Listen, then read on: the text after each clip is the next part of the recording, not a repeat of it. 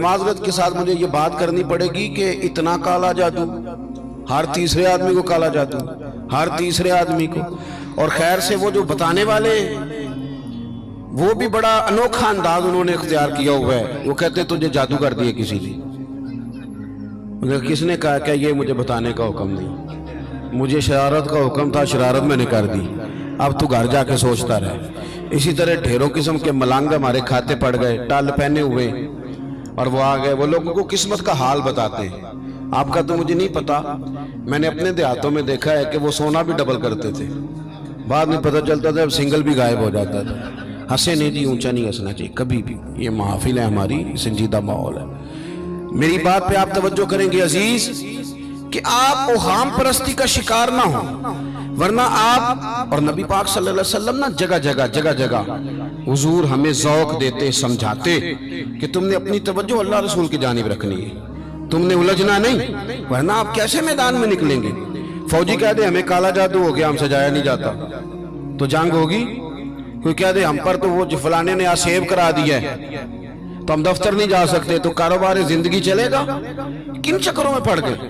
جادو ہوتا ہے، اس کی حقیقت سے انکار نہیں، لیکن اتنا کچا ماحول، اتنی کمزور بات، یہ اہل ایمان کا شیوا نہیں ہے. آپ مضبوط رہیں. عارف رومی رحمت اللہ علیہ فرماتے ہیں میں کبھی بھی زندگی میں کوئی بات اس لیے نہیں کی کہ مجمع ہنسے، اور ہنسنا ویسے بھی شریعت میں مسکرانا ہے، کہہ کا لگا کے تو روٹین میں بھی ہنسنے سے پرہیز کرنی چاہیے. وہ کہتے ہیں ایک بادشاہ تھا تو اس کا بھی ذہن بن گیا تھا کہ پتہ نہیں یہ کیا ہو جاتا ہے. کچھ یہ لوگ نا ہمارا وہم بڑھاتے ہیں، آج کل جو تویز دھاگے والے لوگ ہیں نا، یہ اور اضافہ کرتے ہیں اس کے اندر، اور کہانیاں بنا کے دیتے ہیں، لوگ اور زیادہ الجھ جاتے ہیں.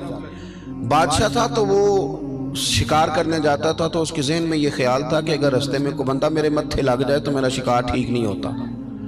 تو وہ کیا کرتا، وہ جب سفر کے لیے نکلتا تو لوگوں سے کہتا سارے رستے خالی کرا دو، میں نے شکار کے لیے جانا ہے. لوگ رستے خالی کرا دیتے. ایک دن ایک آدمی بیچارہ نے ایک آنکھ سے اسے نظر نہیں آتا، وہ کوئی جنگل سے لکڑیاں کاٹ کے آ رہا تھا تو اچانک وہ چڑھ گیا. اذانیں زیادہ ہوتی ہوں تو ایک کا جواب دینا ضروری ہوتا ہے، وہ ہم دے چکے ہیں، اس لیے آپ توجہ کریں میری بات. تو وہ بیچارہ چڑھ گیا لکڑ ہارا سڑک پہ. اس کے سپاہیوں نے بندے تو بڑے ہٹائے تھے پر یہ غلطی سے آ گیا، انہوں نے پکڑ لیا، بادشاہ کے سامنے پیش کیا. بادشاہ کہنے لگا تمہیں نہیں پتا کہ میرے رستے میں کوئی آئے تو میرا شکار نہیں ٹھیک ہوتا، اس کو باندھ دو. دھوپ بڑی سخت تھی، درخت کے ساتھ باندھ دیا. کہا جا رہا ہوں، واپس آتا ہوں، اگر شکار ٹھیک ہو گیا تو چھوڑ دوں گا، ورنہ اسے قتل کر دوں گا. 2 بندے اس کے سرانے کھڑے کر دیے تلوار لے کر کے. اب وہ بیچارہ صبح سے بندہ ہے، بادشاہ چلا گیا. اتفاق کی بات یہ کہ آج شکار پہلے سے بھی اچھا ہوا، خوب ہوا. بادشاہ واپس آیا. اب یہ دھوپ میں بندہ ہے، کسی نے پانی بھی نہیں پوچھا. تنگ آمد بجنگ آمد. بندہ جب پورا تنگ آئے تو پھر جنگ بھی بڑی کرتا ہے.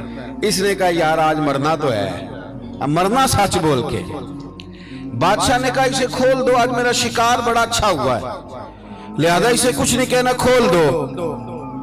رسیاں کھول دی تو پتہ کا شخص کہتا ہے بادشاہ ایک بات کر لوں میں بھی، مار تو جانا ہی ہے پر ایک بات کر لوں. کہنے لگا کرو. کہنے لگا تم نے صبح میرا منہ دیکھا تھا، تمہارا شکار بڑا اچھا ہوا ہے، دن بڑا اچھا گزرا ہے، پر میں نے آج سویرے تمہارا منہ دیکھ لیا تھا، تو دیکھو میرا بیچارے کا کیا حال ہوا ہے کہ صبح سے یہاں. اب تم بتاؤ منحوس میں ہوں کہ تم ہو، نحوست میرے اندر کہ تمہارے اندر. میں اگر کوئی جوان آدمی میرے ساتھ آ کے یہ بات کرتا ہے نا کہ میری فلان ہو گیا تو میں بڑا، تو مجھے اس پہ غصہ آتا ہے. میں کہتا ہوں آپ اس عمر میں یہ کام کریں گے تو بزرگوں کو کون سہارا دے گا، ضعیفوں اور کمزوروں کو کون اٹھائے گا. آپ اتنی کچی باتیں کرتے ہیں. اور یہاں پیروں نے بھی عجیب تماشا گھڑا ہوا ہے. سویرے 9 بجے بیٹھ جاتے ہیں تویز لکھنے. آپ قرآن شریف کا درس کب دیں گے؟ آپ حدیث پاک کب پڑھائیں گے؟ آپ ان کو اصول فقہ کب بتائیں گے؟ پیر صرف دین کا نمائندہ ہوتا ہے جس نے رب رسول کا دین پڑھنا ہے اور آگے پڑھانا ہے، جس نے لوگوں کو وہاں سے دین سیکھ کے آگے سکھانا ہے. باقی کیا معنی ہے چیزوں کا؟ اس نے صرف آسان کر کے جو ہمارے صوفیاء نے دیا آگے بات پہنچانے. دین سیکھنے سکھانے کا نام پیری مریدی ہے، اس کا کوئی اور معنی ہے ہی نہیں سرے سے. کہاں سے آ گئی یہ ساری چیزیں؟ حدیث سنیے، بخاری میں موجود ہے، مسلم میں موجود ہے. حضرت ابو ہریرہ رضی اللہ تعالیٰ عنہ فرماتے ہیں نبی پاک علیہ السلام کے साहिबजादे का विसाल हुजूर की गोद में हो गया, गोद में विसाल कर गए साहिबजादे। हुजूर को बड़ी तकलीफ हुई, आंखों से आंसू आए, सरकार रोए।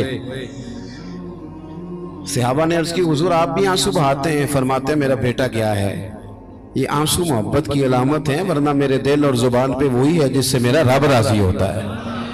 इत्तेफाक की बात देखिए, इत्तेफाक की कि उसी दिन जिस दिन सरकार के साहिबजादे का विसाल हुआ, उसी दिन सूरज को ग्रहण भी हो गया।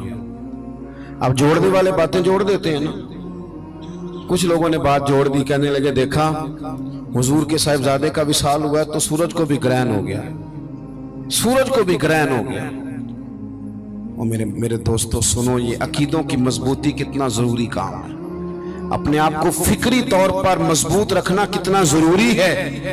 अहमद मुख्तार नबी पाक सल्लल्लाहु ताला अलैहि वसल्लम ने उसी दिन लोगों को मस्जिद में जमा फरमाया, उसी वक्त। सहाबा कहते हम बड़े परेशान थे कि हुजूर तो गमज़दा है, ना कोई जिहाद की बात होगी ना और कोई होगी, तो इस वक्त क्यों तलब किया?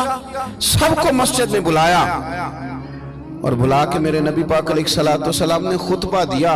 अल्लाह करे आपको समझ आए। यानी उस दिन जिस दिन साहिबजादे का विसाल हुआ, गम की घड़ियां हैं, हुजूर ने सबको मस्जिद में बुला के, मैं बुखारी मुस्लिम पढ़ रहा हूँ, हुजूर ने फरमाया लोगो, सूरज और ग्रहण का लगना अल्लाह की निशानियों में से निशानी है। सूरज चांद को ग्रहण लगना अल्लाह की निशानियों में से निशानी है। जब ये लगे इस्तिगफार पढ़ा करो, नमाज पढ़ा करो, अल्लाह के हुजूर हाजिर हुआ करो। फरमाया किसी शख्स के दुनिया से जाने का इसके साथ कोई ताल्लुक नहीं। अपने अकीदे को मजबूत रखो, अपने मामलात पर गौर रखो, कभी भी कोई कच्ची बात न करे, कोई कमजोर बात न करे किसी मौके पर। हम तो सूफिया किराम के जानने वाले हैं, और वो लोग तो इतने मजबूत थे नजरियात के, इतने पक्के थे, तो हर शख्स को कहते थे कि देखना तेरे दिल में गैर का ख्याल ना आए, रब रसूल का ख्याल रहे। ये अल्लाह वालों का जो ख्याल होता है, ये चूंकि अल्लाह वाले तो इसको हम गैर का ख्याल कहते ही नहीं। एक बात आखिर में और आपकी खिदमत में अर्ज करनी है, उस पर भी आप जरूर तवज्जो देंगे। थोड़ा सा ना हुजूर की सीरत में एक तीसरी बात जो बड़ी जरूरी है आपसे अर्ज करनी, उस पर आप गौर करेंगे। दूसरों के जज्बात का, एहसासात का ख्याल रखना मेरे महबूब पाक अलैहिस्सलाम की सीरत का खूबसूरत जोज़ है, खूबसूरत। यानी दूसरों के जज्बात का ख्याल रखना। आप देखें, आपको ना इस मजमून की दर्जनों हदीसें मिलेंगी बुखारी मुस्लिम में, कुतुब अहादीस में, दर्जनों। हुजूर फरमाते मेरा दिल चाहता है कि लंबी नमाज पढ़ाऊं। नमाज किसकी? अल्लाह की। दिल चाहता है कि नमाज लंबी पढ़ाऊं, लेकिन हुजूर फरमाते हैं फिर मुझे पीछे बच्चों का ख्याल आता है, बीमारों का ख्याल आता है। हुजूर नमाज रब की, ख्याल बंदों का। नमाज में हुजूर फरमाते हैं कि मैं ना इसलिए लंबी नहीं करता कि लोगों को तकलीफ न हो। हुजूर फरमाते मेरा दिल चाहता था कि तहज्जुद की नमाज तुम पर जरूरी करार दे दूं, पर तुम्हें तकलीफ होगी, लिहाजा मैं ये काम नहीं करता। मैं अपनी चाहत नहीं देख रहा, तुम्हारी नींद देख रहा हूं। हुजूर फरमाते दिल करता था मिसवाक को वुजू के साथ जरूरी करार दे दूं, पर तुम्हें तकलीफ होगी, लिहाजा मैं ये काम। आप मेरी बात समझ रहे हैं भाई? इतना एहसास। मुस्लिम शरीफ में हदीस है, सरवरे कायनात सल्लल्लाहु ताला अलैहि वसल्लम की खिदमत में अर्ज किया गया, हुजूर ये इमाम है, ये लंबी नमाज पढ़ाते हैं। अब जाहिर है वो कुरान शरीफ ही पढ़ते होंगे, अच्छे जज्बात के साथ करते होंगे, लेकिन हुजूर ने बड़े उनको तंबीह फरमाई और फरमाया मैं लोगों को दीन के करीब करता हूं तो दूर करता है। जब लोगों को नमाज पढ़ाए तो एतदाल के साथ पढ़ा, दरमियाने तरीके। खुद पढ़ तो जितनी मर्जी पढ़, थोड़ा सा ना जज्बात का ख्याल।